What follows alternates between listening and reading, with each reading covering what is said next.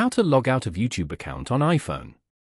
To get started, first of all go ahead and open up the YouTube application on your phone. Once you're here, go to the bottom right corner of the screen and tap on your profile icon. This will take you to your channel page where you can see your watch history and playlists. From this page, tap on the settings icon located at the top right corner. In the settings menu that appears, tap on the switch account option. Then, scroll down to the bottom to find YouTube signed out. Tap on it. You will be redirected to the YouTube homepage, and you will now be successfully logged out of your account. Now you can log in with a different account, or use YouTube while logged out. Following these steps, you can easily log out of your YouTube account on an iPhone. Thank you for watching. Please leave a like if this tutorial helped you, or leave a comment below if you have any questions related to the video.